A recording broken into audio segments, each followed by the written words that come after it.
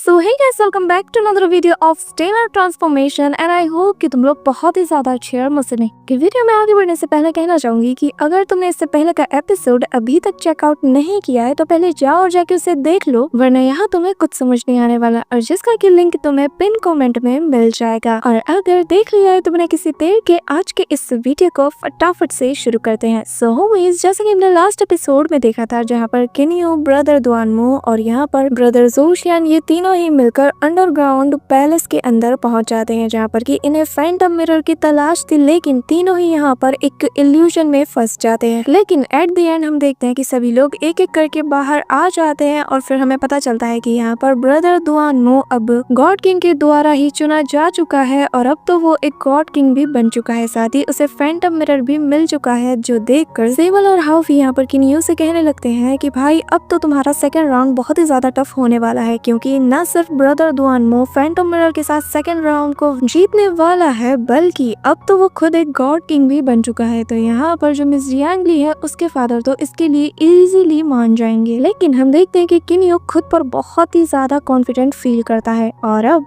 आगे सो होमीज, हमारे इस एपिसोड के स्टार्टिंग में हमें यहाँ पर किनियो और ब्रदर दुआनमू को दिखाया जाता है, जहाँ पर किनियो ब्रदर दुआनमू को कांग्रेचुलेट करता है कि फाइनली अब आप एक गॉड किंग बन चुके हैं, जिस पर वो कहता है कि हाँ आपका शुक्रिया, लेकिन मैं यहाँ पर 600 ट्रिलियन साल तक के लिए अटक चुका था, लेकिन जब मैं फैंटम वर्ल्ड में था और जब मैंने अपने ट्रू फीलिंग्स को वहाँ पर महसूस किया तो वहाँ से हर चीज पूरी तरीके से बदल गई। अगर मैं यहाँ पर अपने टूटे दिल की फीलिंग्स को वहाँ पर नहीं समझ पाता तो मैं नहीं जानता कि मैं कब तक इसी लेवल पर अटक कर रह जाता। जिसके बाद यहाँ पर ब्रदर दुआनमू बताने लगता है कि जब मैं फैंटम मिरर वर्ल्ड में मौजूद था तो यहाँ पर मैंने अपनी पूरी जिंदगी को दो तरीके से जिया। पहला वैसे जैसा कि मैं हमेशा से इमेजिन करता था, जहाँ पर मेरे साथ मेरा प्यार भी मौजूद था, लेकिन फिर मैं उस लाइफ को भी फील कर पाया जो कि मेरी इस वक्त रियलिटी है, और मैं अब समझ चुका हूँ कि कुछ भी रियल नहीं है सिवाय मेरी फीलिंग्स के, जो कि इटर्नल है। इसी के साथ वो आगे बताने लगता है कि जो कुछ भी मैंने वहाँ पर फील किया वो सब कुछ फेक था, कुछ भी रियल नहीं है सिवाय मेरे हार्ट के। इसी के साथ हमें प्रेजेंट टाइम का सीन दिखाया जाता है, जहाँ पर किनियो उसकी बात सुनकर कहने लगता है कि ब्रदर दुआनमू, क्या आपको ये लगता है कि वो सारी फीलिंग्स जो कि आपने उस मिरर वर्ल्ड में अपनी दोनों डिफरेंट टाइप की लाइफ में फील किया वो सब कुछ फेक है? जिसके बाद वो हंसने लगता है और फिर वहाँ से आगे बढ़ते हुए कहता है कि नहीं, मुझे ऐसा नहीं लगता। मैं जानता हूँ कि जब तक आप अपनी पूरी कोशिश करते रहोगे अपनी उन फीलिंग्स को सिक्योर करने की, तो तब तक वो फीलिंग्स आपके साथ मौजूद रहेंगी और वो हमेशा ही आपको रियल फील करवाई, क्योंकि मैंने अपनी अब तक की जर्नी से यही समझा है कि कुछ भी इम्पॉसिबल नहीं है, आप जो चाहे वो हासिल कर सकते हो। यहाँ पर किनियो की ये बात सुनकर ब्रदर दुआनमू से कहता है कि ब्रदर किनियो, मैं आपसे कुछ कहना चाहता हूँ। और फिर वो यहाँ पर अपना फैंटम मिरर बाहर निकालता है और कहने लगता है कि मैंने ये फैसला किया है कि मैं इस मैरिज प्रपोजल से विथड्रॉ करने वाला हूँ, क्योंकि मैं जानता हूँ कि यहाँ पर सिर्फ वही पर्सन जो कि मिस जियांगली के लायक है वो सिर्फ आप हैं, जो कि ट्रूली में उनसे प्यार करते हैं, उनके लिए हर एक चीज कुर्बान करने के लिए राजी हैं, इवन कि एक फर्स्ट ग्रेड का सेलेस्टियल ट्रेजर भी, जो कि हर किसी के लिए पॉसिबल नहीं होता। इसीलिए मैं चाहता हूँ कि मिस जियांगली से अगर कोई शादी करे तो वो आप, और मुझे यकीन है कि आपको आपका प्यार हासिल करने में ये फैंटम मिरर जरूर हेल्प करेगा। जिसके साथ ही वो किनियो को वो दे देता है और फिर किनियो उसे लेते हुए उसका शुक्रिया अदा करने लगता है और कहता है कि ब्रदर किनियो, आपका मैं ये एहसान कभी भी नहीं भूलूंगा। अगर फ्यूचर में आपको मेरी कोई भी हेल्प की जरूरत पड़ती है तो आप बस मुझे याद कीजिएगा। जिस पर ब्रदर दुआनमू हंसने लगता है और कहता है कि आप जैसा एक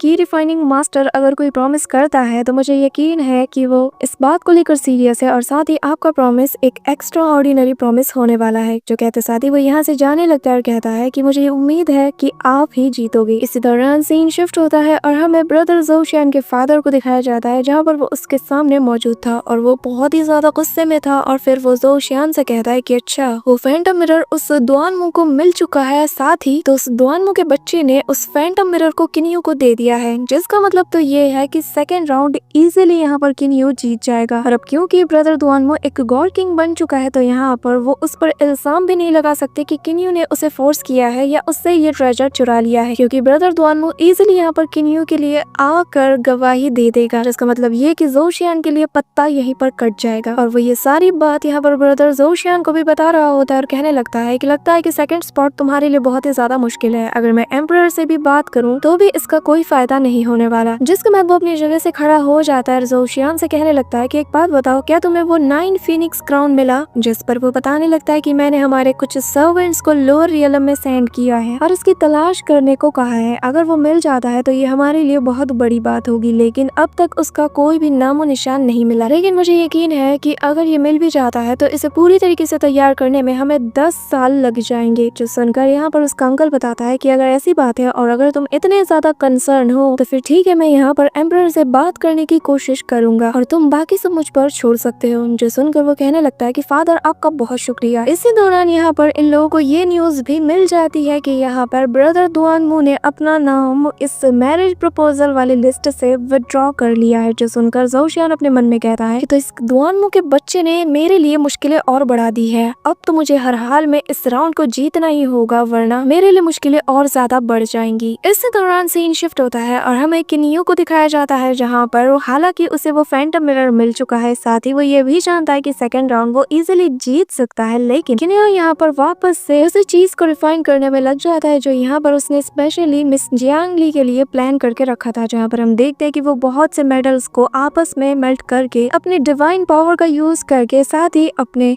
फॉर्मेशन स्किल्स का यूज करके उन्हें फोर्ज करना शुरू कर देता है। जहाँ पर उसके सामने वही दो सिल्वर ड्रैगन्स आ जाते हैं जो कि अपने मुंह से इंटेंस अमाउंट में फ्लेम निकाल रहे होते हैं और उनकी हीट में ही यहाँ पर किनियो उन मेटल्स को मेल्ट कर रहा होता है, साथ ही यहाँ पर अपने उस बड़े से हैमर से उसे फोर्ज भी कर रहा था। इसी दौरान हम देखते हैं कि वो लगातार उस पर वार करता रहता है और फिर वहाँ पर एक फायर टॉर्नेडो भी बन जाता है। इसी दौरान किनियो अपने उस हैमर को एक फाइनल टच देते हुए जोर से जमीन पर मारता है, जिससे वहाँ पर एक बहुत ही पावरफुल गोल्डन एनर्जी पूरी जगह पर फैलना शुरू कर देती है और धीरे धीरे यहाँ पर उसी पैलेस का स्ट्रक्चर बनना शुरू हो जाता है, जहाँ पर हम देखते हैं कि पैलेस का एंट्रेंस रेडी होता है और फिर बहुत ही ब्यूटीफुल तरीके से एक एक चीज वहाँ पर रेडी होने लगती है और यहाँ पर ये पैलेस बनकर रेडी हो जाता है, जो कि दिखने में बहुत ही ज्यादा कमाल का लग रहा था। जिसके बाद हम देखते हैं कि यहाँ पर जैसे ही वो पैलेस बनकर रेडी हो जाता है, यहाँ पर हाउफी और सेबल भी उसे देखकर शॉक्ड हो जाते हैं। जिसके बाद किनियो बताने लगता है इस पैलेस को मैंने उस जगह की याद पर बनाया है जहाँ पर मैं मिस जियांगली से फर्स्ट टाइम मिला था, इसी वजह से मैं इस पैलेस का नाम ज़ीशुआन पैलेस के नाम पर रख रहा हूँ, पर इसका नाम ज़ीशुआन मेंशन होगा। यहाँ पर हम देखते हैं कि किनियो का ये मेंशन बनकर रेडी हो चुका है और अब वो सेकंड राउंड में धमाल मचाने के लिए रेडी था। यहाँ पर हम देखते हैं कि ये मेंशन तो बनकर रेडी हो जाता है कि तभी यहाँ पर किनियो अपने दोनों भाइयों से कहता है कि तुम दोनों ने भी मेरी आज के इस टास्क में बहुत ही ज्यादा मदद की है, साथ ही तुम लोगों ने मेरे पिछले 2 राउंड्स में भी हेल्प की है, इसी वजह से तुम लोगों के लिए भी मैंने यहाँ पर कुछ बनाया है। जो सुनकर उसके भाई तो बहुत ही ज्यादा एक्साइटेड हो जाते हैं। जिसके बाद किनियो उससे कहता है कि चलो फिर तुम्हें तुम्हारा गिफ्ट दिखाया जाए। जिसके बाद हम देखते हैं कि वो तीनों यहाँ से रवाना हो जाते हैं और एक जगह पर जाकर रुक जाते हैं, जहाँ पर हम देखते हैं कि माउंटेन्स की गहराइयों में कुछ रखा हुआ होता है जो कि बहुत ही ज्यादा ग्लो कर रहा था। जिसके बाद हम देखते हैं कि यहाँ पर किनियो ने अपने भाइयों के लिए हाई ग्रेड के 2 वेपन्स को बनाया था। जिसके बाद वो अपने भाइयों को बताता है कि मैंने ये दोनों वेपन्स तुम लोगों के लिए बनाया है, लेकिन ये अभी भी यहाँ की की को अपने अंदर अब्सॉर्ब कर रहे हैं, लेकिन बस एक बार इनका ये अब्सॉर्ब करने वाला जो प्रोसेस है वो कंप्लीट हो जाए, फिर ये तुम्हारे हाथ में आते साथ ही धमाल मचाना शुरू कर देंगे। लेकिन हम देखते हैं कि इन दोनों भाइयों से तो रहा ही नहीं जाता, इतने ज्यादा उतावले हो जाते हैं कि इमीडिएटली अपने अपने वेपन्स को ग्रैब कर लेते हैं और भाई टेस्टिंग करना शुरू कर देते हैं। यहाँ पर हम हाफी को देखते हैं जो कि अपने वेपन को लेते साथ ही हवा में उड़कर दूर पहुंच जाता है और फिर यहाँ वहाँ दाएं बाएं ऊपर नीचे घुमाते हुए उसे पूरी तरीके से टेस्ट करने लगता है और फिर हवा में ही उसे जोर से लैंड करते हुए कहने लगता है कि ये तो कमाल का है भाई। और फिर वो सेबल से कहता है कि अब तुम्हारी बारी, अपना भी देखो। यहाँ पर हम देखते हैं कि सेबल भी अपने उसी वेपन को वहाँ पर टेस्ट करने लगता है और फिर वो उसे लेते साथ ही अपने उसी टेक्निक का यूज कर रहा था जिसे कि वो अपने ओल्ड स्पेयर के साथ करता था, लेकिन किसी वजह से उसमें वो कामयाब नहीं हो पा रहा था। लेकिन यहाँ पर वो बहुत ही स्मूथली अपनी उसी टेक्निक को परफॉर्म कर पाता है और फिर वो उस स्पेयर की मदद से यहाँ पर हवा में बहुत से स्लैश अटैक करता है, जिससे हम देख रहे थे कि जो हाउफी ने अब तक यहाँ पर तूफान को क्रिएट करा था, सेबल के अटैक की वजह से वहाँ का पूरा एटमॉस्फेयर फ्रीज सा हो जाता है और फिर सेकंड्स में वहाँ पर धमाका होता है और सारे जो माउंटेन्स के रॉक्स थे वो इमीडिएटली यहाँ पर डिस्ट्रॉय हो जाते हैं और चकनाचूर होकर जमीन पर गिर जाते हैं। जो देखकर यहाँ पे हाउफी कहता है कि भाई मानना पड़ेगा, तुम्हारी ये टेक्निक तो पहले से काफी ज्यादा इम्प्रूव हो चुकी है। जिसके बाद हम यहाँ पे किनियो को देखते हैं जो कि कहने लगता है कि तुम लोग तो बहुत ही ज्यादा उतावले हो, मैंने कहा भी था कि ये अभी भी प्रोसेस में है, लेकिन देखो तुमसे रहा ही नहीं गया। यहाँ पर किनियो अपने भाइयों की आदत को बहुत ही अच्छे से जानता था, जिसके बाद वो कहने लगता है कि सेकंड सिलेक्शन में अभी भी बहुत ही ज्यादा टाइम बाकी है, इसलिए मैं चाहता हूँ कि तब तक हम लोग यहाँ पर रुक कर प्रैक्टिस करें। जिस पर इसके दोनों भाई खुशी खुशी मान जाते हैं और फिर किनियो बताने लगता है कि यहाँ पर भले ही ब्रदर दुआनमू ने अपने नाम को विथड्रॉ कर लिया है, लेकिन मैं जानता हूँ कि ज़ोऊ शियान कोई ना कोई चाल जरूर चलेगा और तब शायद हमें फोर्स की जरूरत पड़े। इवन कि ऐसा भी हो सकता है कि हमें यहाँ पर होली एम्परर और उसके साथ ये सब फाइट करने को भी मिल सकता है, क्योंकि मैं नहीं जानता कि थर्ड राउंड क्या होने वाला है। जिस पर हम देखते हैं कि वो दोनों भाई कहते हैं कि भाई तुम चिंता मत करो, हम तीनों भाइयों पर कोई खरोच भी नहीं आ सकता, क्योंकि हम लोग अकेले नहीं है बल्कि हमारे पास हमारे भाई हैं। इसके साथ ही सीन शिफ्ट होता है और हमें होली एम्परर के पैलेस के अंदर का सीन दिखाया जाता है, जहाँ पर सारे कैंडिडेट्स मौजूद थे, वो भी जो कि निकल चुके थे। यहाँ पर हम देखते हैं कि होली एम्परर आगे आते हुए कहता है कि जैसा कि आप सभी को पता है कि सेकंड राउंड में हम नोबेलिटी और थॉटफुलनेस को जज करने वाले हैं, उसी के आधार पर हमने फैंटम मिरर को चूज किया था, लेकिन अगर किसी के पास इससे भी कुछ खास है तो वो यहाँ पर शो कर सकता है। जिसके बाद वो यहाँ पर सारे कैंडिडेट से कहता है कि आप लोग भी अपने अपने गिफ्ट्स को यहाँ पर शो कर सकते हैं। जिसके साथ ही हम उन कैंडिडेट्स में से एक को आगे आता हुआ देखते हैं जो लोग की फर्स्ट राउंड में बाहर हो गए थे, और फिर वो बताने लगता है और बताता है कि मैं एक स्ट्रेंज प्लेनेट पर गया था जहाँ पर से मुझे ये ट्रेजर मिला है। जिसके साथ ही वो उस ट्रेजर को निकालता है जो कि बहुत ही ग्लो कर रहा था और बताता है कि ये एक ऐसा ट्रेजर है जो कि हर रात एक